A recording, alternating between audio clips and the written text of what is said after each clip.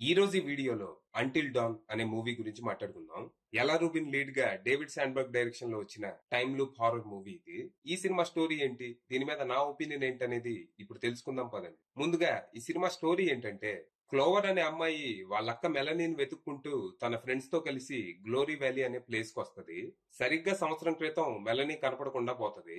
ఆఖరి ప్రయత్నంగా మళ్ళీ ఇంకోసారి తన గురించి వెతుకుతున్న టైంలో చివరగా తను గ్లోరీ వ్యాలీకి వెళ్ళినట్టు తెలుస్తుంది. దాంతో క్లోవర్ తన ఫ్రెండ్స్ తో కలిసి ఆ ప్లేస్ కు వస్తది. అయితే గ్లోరీ వ్యాలీకి రావటమే గాని తిరిగి వెళ్ళటం ఉండదు. ఆ ప్లేస్ ఒక టైం లూప్ లో స్ట్రక్ అయిపోయి ఉంటది. అక్కడికి వచ్చిన వాళ్ళందరినీ రోజుకొక మాన్స్టర్ దారుణంగా చంపేస్తూ ఉంటది. వీళ్ళు చచ్చాక మళ్ళీ డే రీసెట్ అవ్వటం, మళ్ళీ చావటం, మళ్ళీ రీసెట్, ఇలా కంటిన్యూ అవుతూనే ఉంటది.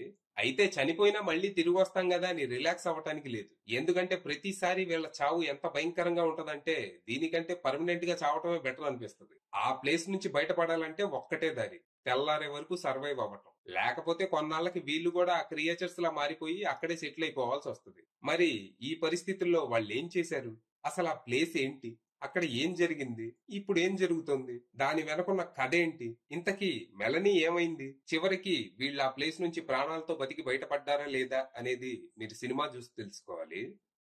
ఇక ఈ సినిమా బాగుంది, నాకైతే నచ్చింది. మంచి మంచి jump scares and creative kills తో హైలీ ఎంటర్టైనింగ్ గా అనిపించింది. ఇప్పటికే టైం లూప్ మీద చాలా సినిమాలు వచ్చాయి. Action, comedy, romance, thriller, horror, ఇలా అన్ని జానర్స్ లో టైం లూప్ ని ట్రై చేశారు. సో మళ్ళీ టైం లూప్ మీద సినిమా, అది కూడా ఒక వీడియో గేమ్ ని బేస్ చేసుకుని అంటే ఎందుకైనా మంచిదని అంచనాలు తగ్గించుకునే వెళ్ళా. కానీ ఫస్ట్ నుంచి లాస్ట్ వరకు సినిమాని ఫుల్ గా ఎంజాయ్ చేశా. సినిమా స్టార్ట్ అవ్వటమే డైరెక్ట్ గా కథలోకి వెళ్ళిపోద్ది. పాత్రల పరిచయం, వరల్డ్ బిల్డింగ్ లాంటివి ఏమి ఉండవు. మన మెయిన్ క్యారెక్టర్స్ తో పాటే మనము ఆ ప్రపంచం ఏంటి, అది ఎలా పనిచేస్తుంది అనేది తెలుసుకుంటూ ఉంటాము. ఈ ప్రాసెస్ లో ఎవరు ఎలాంటి వాళ్ళు అనేది కూడా క్లారిటీ వస్తది. వన్స్ చీకటి పడ్డాక అసలు ఆట ప్రారంభమైంది. ఎవడు ఎటు నుంచి వచ్చి ఎలా చంపుతాడో తెలియదు. ఎన్నిసార్లు చచ్చినా మళ్ళీ తిరిగి వస్తారు కదా, ఈసారి జాగ్రత్త పడతారులే అని మనం అనుకోవటానికి లేదు. ఎందుకంటే ప్రతిసారి చావు భయంకరంగా, చంపేవాళ్ళు ఒకళ్ళని మించి ఒకళ్ళు ఉండేలా చూసుకున్నారు. అలాగే ఇక్కడ ఈ టైం లూప్ కూడా చాలా రిస్ట్రిక్షన్స్ ఉంటాయి. వీటి వల్ల సినిమాలో థ్రిల్లింగ్ మూమెంట్స్ కి డోకా ఉండదు. అయితే అంతా బానే ఉన్నా ఈ సినిమా ఎండింగ్ మాత్రం నన్ను అంతగా సాటిస్ఫై చేయలేదు.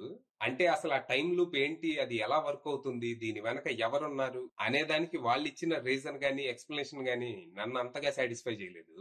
ఏదో ఒకటి చెప్పాలి కాబట్టి ఏదో ఒకటి చెప్పినట్టు ఉండిద్దే తప్పితే నాకైతే అర్థం కాలేదు. మేబీ సెకండ్ టైం చూస్తే ఏమైనా క్లారిటీ వస్తుందేమో.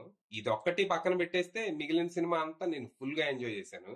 ఫైనల్ గా చెప్పేది ఏంటంటే, ఒకవేళ మీకు హారర్ మూవీస్ అంటే ఇంట్రెస్ట్ ఉంటే ఖచ్చితంగా ఈ సినిమా ట్రై చేయండి. డిసప్పాయింట్ అయ్యే అవకాశం చాలా తక్కువ. అది విషయం.